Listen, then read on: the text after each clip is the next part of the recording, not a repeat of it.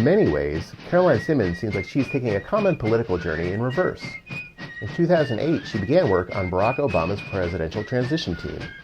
After spending time with the federal government in the Department of Homeland Security, she returned to Connecticut to serve in the State House of Representatives, representing the 144th District. Today, she is the first female mayor of the city of Stamford, doing the all-important municipal work to help everyday citizens. She joins the Municipal Voice today to talk about her first 100 days in office and the difference of running a city versus serving in the legislature. We'd like to thank our premier sponsor at Digital Back Office, Palo Alto Networks. Check them out at digitalbackoffice.com or paloaltonetworks.com, as well as our sponsors at Gateway and Housatonic Community Colleges. The Municipal Voice is the Connecticut Conference of Municipalities podcast in collaboration with WNHH LP 103.5 FM. I'm your host, Matt Ford. As always, be sure to give us a like and let us know what you're thinking in the comments. CCM's Municipal Voice podcast continues to present a key forum on important state-local issues. The views expressed do not necessarily reflect the consensus views of CCM or member municipal leaders. Mayor Simmons, thanks for joining us today. Great to be with you. Thanks for having me. We've been looking at your bio a little bit, and you started out your political career with the Obama administration with his transition team, and then for a while you worked at the Department of Homeland Security, and then you came back to Connecticut. What inspired you to come back to Connecticut? I love my time working at the Department of Homeland Security under the Obama administration. It was just such an important time to be in Washington working on counterterrorism initiatives and protecting our country from a range of threats, ranging from border security issues to cybersecurity to terror attacks. But in the final year I was there were a series of mass shootings that took place across the country, from Oak Creek to Aurora to Tucson to the horrific shooting that took place at Sandy Hook, right here in Connecticut. And I was just like all of us, traumatized by what was unfolding on the news, and just so saddened by that tragedy. And felt really frustrated at the time, the inaction in Congress and the gridlock in Washington at solving that issue of gun violence. And in fact, the issue of gun violence that year actually, fell under our office at Homeland Security, under counterterrorism, because so many of them were categorized as mass casualty attacks. And so it was really a crisis our nation was facing. And I was kind of sitting at my desk in Washington looking from afar at what the Connecticut legislature was doing on gun violence prevention. And Connecticut at the time passed some of the strongest gun safety laws in the country. And so I sort of felt this shift in policymaking happening from Washington to the states and to state and local governments, where you can have such an impact on people's lives and really make transformative policy changes to improve people's lives for the better. And so that's what led me to want to move back home, run for state representative. And gun violence prevention was sort of a centerpiece of that campaign. And that's what led me to the Connecticut state legislature. Wow. And so you did come back, ran for legislature and won, and were quite young at the time. One of the youngest legislators I think we've had.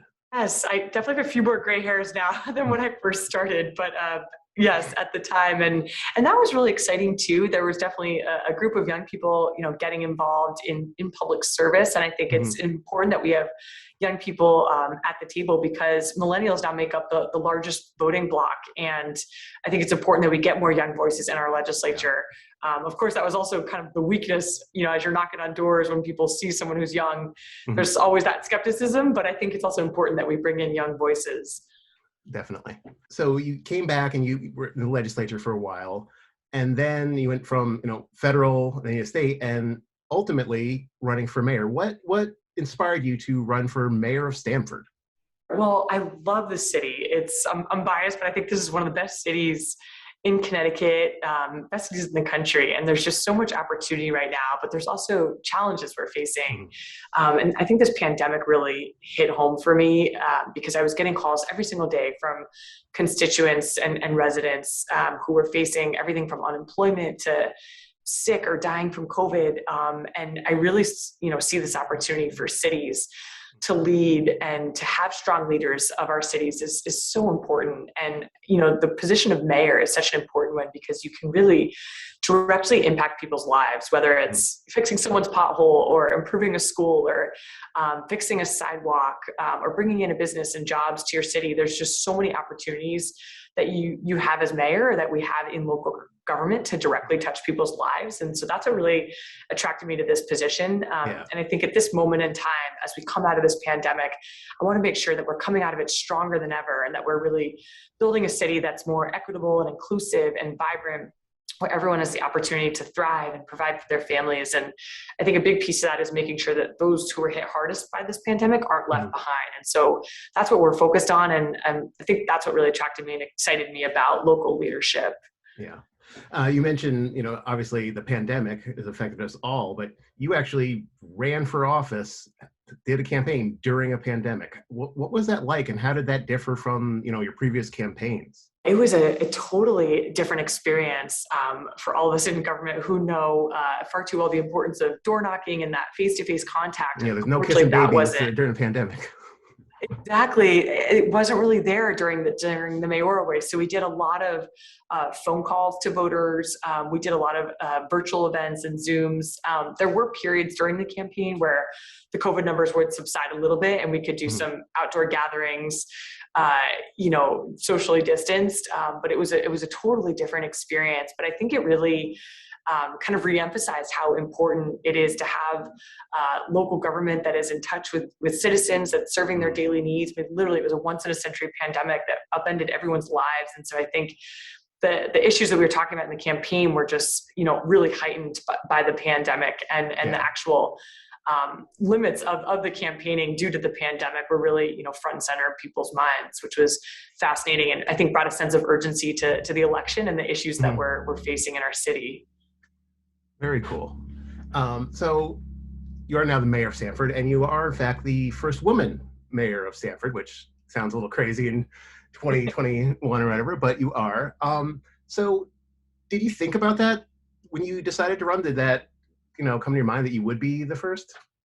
When I first was considering running, there were a group of women who are just amazing women leaders in the city that were encouraging me to run, and just how important it is to have more women at the table, and in all different industries, whether it's government or finance or bioscience. We need more women at the table in all these industries. So that was definitely an exciting part of the campaign, just all the women that we connected with, and the young girls that, wanted to see a woman leader. But I think I mostly just wanted to be mayor, to be able to do a good job and to serve people. So I think, for me, it wasn't about gender. That's definitely an exciting part of this role, but it's for me more just being able to do a good job and to encourage more people to get involved in public service, but really to make our government work better for the people of Stamford and to make a difference in people's lives.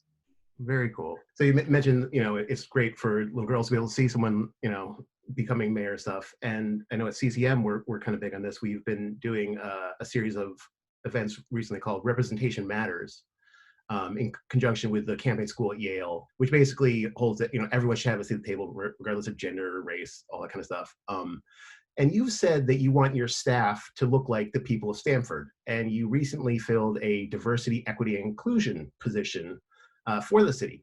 Why is it important to Stamford, and why is it important to you? I think that, well, first of all, when we're in a representative democracy, our governments are supposed to look like the people that they serve. And so I think one of the greatest strengths of Stamford is our diversity and the international population we have. So we have people that speak over 70 different languages in our city that come from all over the world, which is such an incredible thing.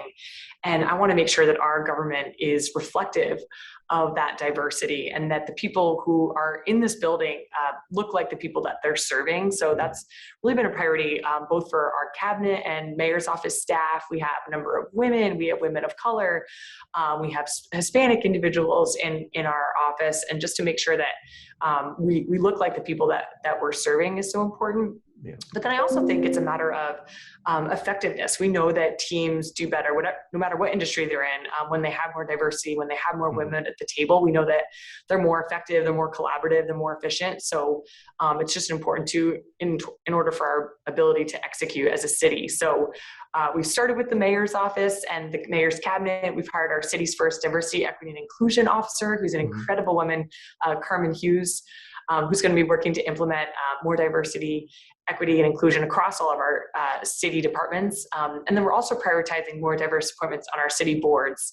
So if anyone who's listening to this is interested in serving the city of Stamford, we've got about 20 boards you can sit on, everything from Parks and Rec to Harbor Commission to zoning to all different issues. If you're interested, please reach out to us at mayor's office at stanfordct.gov.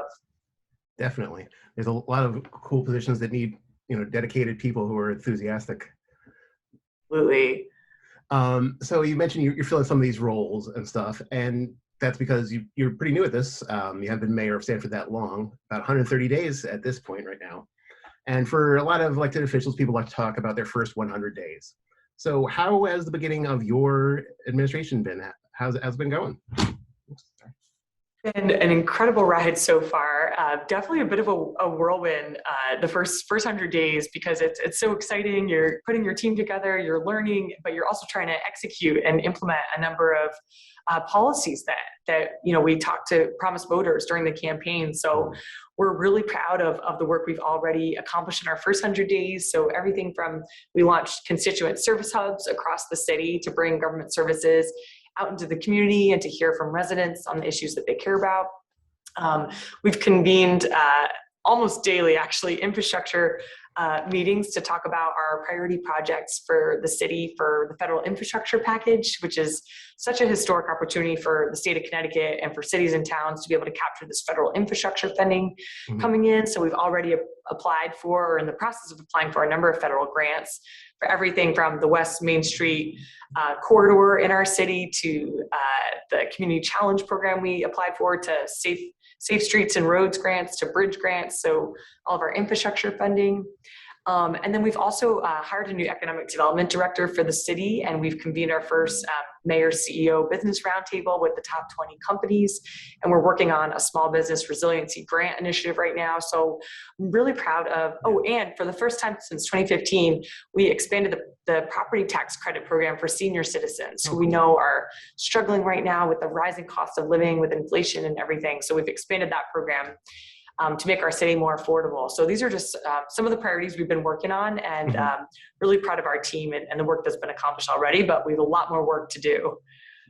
Very cool. You mentioned, you have all these policies you're trying to, execute and stuff, which, because you are now an executive, how does it different from being a legislator? And is there stuff you learned while being a state legislator that you've brought to the office of mayor that, influences your style? Definitely a different role being in the executive seat, because you have to make decisions more quickly, and every day there's a range of issues affecting your city, from COVID to a shooting to fire to pothole, that you have to deal with on a day-to-day basis and kind of give that instant response. Whereas as a legislator, sometimes things took a little bit longer, and little longer bills, sometimes, on average take 3 years to pass.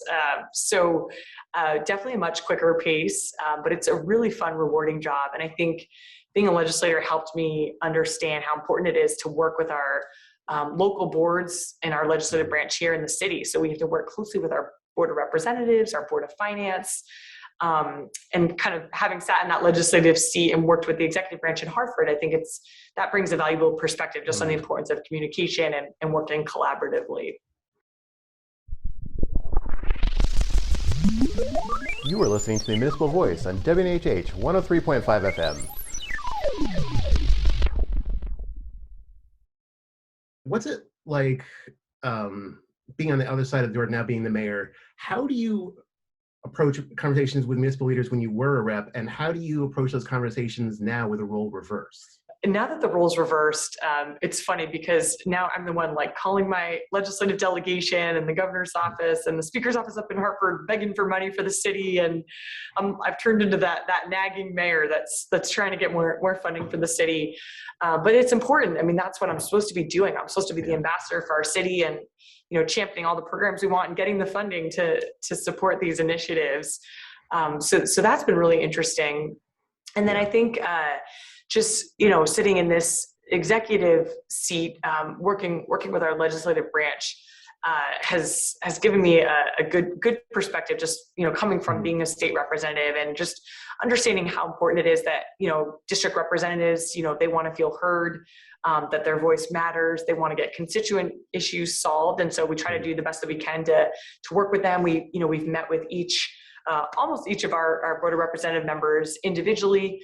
We're going out to their districts and we're trying to do everything we can as a city to solve constituent concerns that they're hearing. And so we're proud of the progress we've made there, but again, still more work to do. Cool. So using your perspective as a former legislator, now mayor, is there anything you're looking at in this session that is important to municipalities? There's some remote meeting bills, HB 5269 and SB 467 that are, pretty important to our members right now. Is there issues that you're watching? Yeah, this is a really important session. I think from a budget perspective, we're working really hard to increase the amount of school construction grant funding that we get for our city, because we have over $400 million in school capital needs. So that's something we're pushing for. In terms of legislation, we're really focused on getting mental health support. So we're looking at SB1 and also the mental health funding in the budget for youth, which we're advocating for. We actually joined a couple of weeks ago. We were up at the Capitol with Mayor Elliker from New Haven, with Mayor Florsheim from Middletown, and a number of other mayors and first selectmen and women to advocate for $1 billion over 5 years in youth mental health support. So that's something we're focused on. And then, of course, with this year's a reval year for our city. So this is, every 5 years, the state requires that we do a reval for properties. And with home prices up 20%, we actually advocated for Stamford to be able to have the option to delay the reval if necessary for a year. So that's something we're working closely on with the state. And then, of course, we're very supportive of the funding and bills related to domestic violence prevention and gun violence prevention. So those are key things that we're working on. And then we're working really closely on just, with our DOT commissioner and the governor's office and the state legislature on infrastructure funding, which is just such a historic time for our state to be able to capture this funding. I think we're expected to get over $6 billion coming to Connecticut. So we want to make sure we're ready as a city to capture that funding to rebuild our aging infrastructure.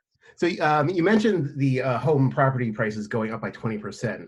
Did Stamford see a kind of, I know a lot of Fairfield County had this, a large influx of people during the pandemic moving out of New York and into the area? And did some companies also do the same sort of thing?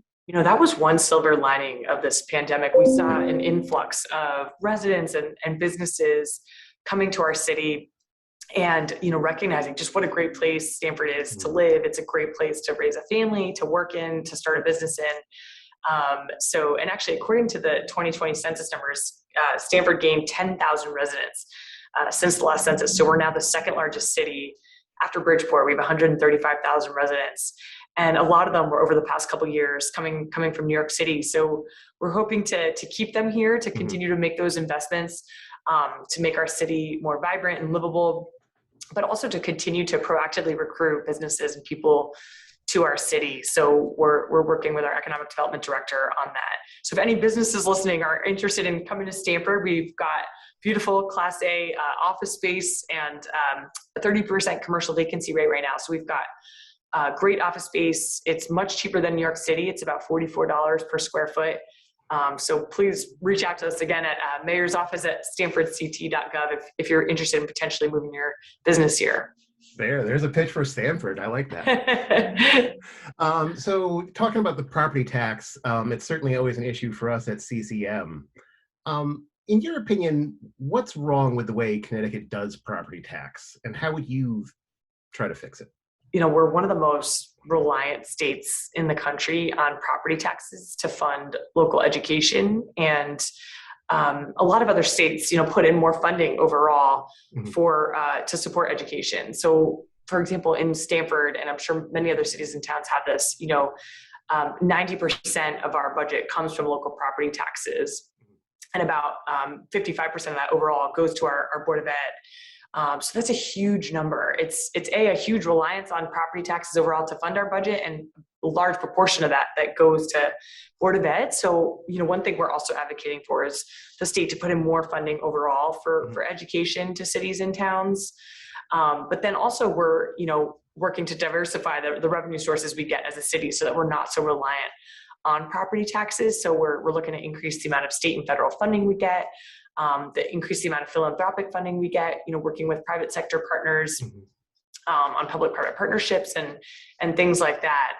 And so I think to the extent that we can, revamp the way that state aid is distributed so that it's more efficient. I support, regional cooperation, whether it's working with the WestCog or working to better partner with surrounding cities and towns so that we can be more efficient with state aid and not put all that burden on local property taxpayers. Another side of the property tax issue is renters who wouldn't necessarily benefit from a property tax credit or some of those issues. How do you approach the need for affordable housing in Stamford? And are there any measures that you are taking personally as mayor to increase it? Yes, definitely. So one of our top priorities is to make our city more affordable, inclusive, and equitable. So starting with renters, we know that so many people in our city are rent constrained, and we're short about 5,000 affordable rental units. And there's also a shortage of affordable senior housing. So we actually just conducted the city's first affordable housing study that we've done in many years. And some of the recommendations coming out of that include, first of all, increasing the supply of affordable housing, and in particular, looking at transit-oriented development around train stations. So that's something we're looking at. We're also looking at increasing the amount of, we have something called the below market rate program in Stamford, where developers have to set aside 10% of new buildings to affordable housing, or they have to pay into our affordable housing trust fund. Okay. So we're looking at expanding that program. We're also looking at, taking inventory of all of our city-owned land and how can we creatively bring in more affordable development on city-owned land. So that's all on the rental side. And then on the home ownership side, we want to make it easier for individuals that want to transition to home ownership. So we're working on expanding opportunities to support individuals that can't afford a down payment on their first home, working to make that more affordable. We're also working to bring in different types of developers to offer more home ownership or even condo ownership opportunities. And then, we're also going to be working with the state and the federal government on this, because a lot of this comes from affordable housing tax credits, and there's all different kinds of low interest loan programs we can work with the private sector on. So yes, this is definitely a priority. And I think, for everyone living in our city, whether you're a young person trying to afford your first apartment, coming out of college, it's an expensive place to live. So we're looking at investing in workforce housing, all the way up to senior citizens on a fixed income, struggling to afford to live here. So that's why we just expanded the senior citizen tax abatement program. And we'll continue to focus on these issues so that we can make our city a more affordable place for everyone. Infrastructure is an issue that's been coming up a lot, especially with the Infrastructure and Investment Jobs Act. So there's some money going into some of the stuff right now. You've mentioned before that more people go through the Stamford train station than go through Bradley Airport. There's a lot of talk about major infrastructure pieces, rail and other stuff. Roads and bridges also need work. How do you personally set the priorities for infrastructure work? Really important question, because we have so many needs. For example, 60% of our roads and bridges are structurally deficient. So that is a huge priority, because that's not only quality of life, but a public safety issue with residents and commuters driving on our roads and across our bridges every day. We need to make sure those are safe. Yeah. So that's really top priority. Second top priority is the Stamford train station, and just, making sure that we're revitalizing the train station. That's really the gateway to Connecticut, and oftentimes the first thing people see when they're coming into Connecticut from New York. So the train station, our roads and bridges, but also making our city more resilient to the effects of climate change. So we're currently funding the city's first comprehensive storm drain study across the city. And if we look at recent incidents like Hurricane Ida, which caused significant flooding and damage for our residents, we need to make sure we're better prepared and more resilient for future adverse weather effects caused by climate change. So we're looking at a number of resiliency projects to make our city more sustainable. And then we're also looking at regional projects. It's really important to coordinate with our surrounding towns. So we're looking at everything from making improvements on Metro North to making our city more bike and walk friendly. So a potential walk bike path from Greenwich up Fairfield County. So those are our other initiatives that we're working on. But I think overall, we're thinking about the lens of making our infrastructure more safe, more reliable, more equitable, and more sustainable. That sounds good, like good stuff. I'm liking all the positivity I'm hearing. But as a final question, what are your feelings about the future of Stamford? Are you feeling optimistic about the future and growth of Stamford?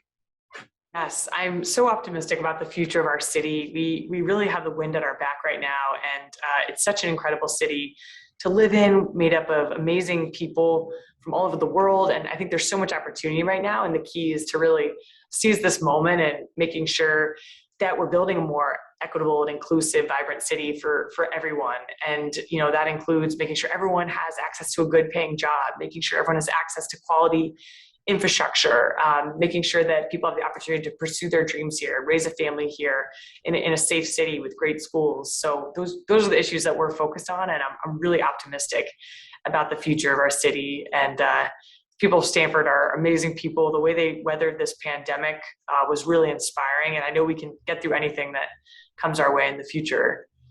Definitely. Well, Mayor Simmons, thank you so much for speaking with us today about Stamford. It sounds like you're going to have an exciting time as mayor of Stamford. Thank you so much for having me. And thank you to CCM for all that you do to advocate for cities and towns across the state. We really appreciate your partnership. We'd like to thank our guest, Mayor Caroline Simmons. I'd like to thank our premier sponsors, Digital Back Office Palo Alto Networks, who you can check out at digitalbackoffice.com and paloaltonetworks.com, as well as our sponsors Gateway Community College and Housatonic Community College. Learn more at gatewayct.edu and housatonic.edu. The Municipal Voice is a co-production by CCM and WNHH 103.5 FM. Kevin Maloney is our executive producer, Christopher Gilson is our producer, Harry Draws on the boards, and I'm Matt Ford, your host. Be sure to check out our Facebook page and give us a like, and watch out for our CCM chat series on our YouTube page.